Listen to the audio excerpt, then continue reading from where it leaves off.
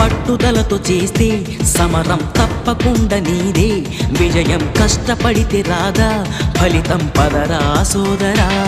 నీ ధైర్యం తోడై ఉండగా ఏ సాయం కోసం చూడక, నీ ధ్యేయం చూపే మార్గంలో పోరా సూటిగా.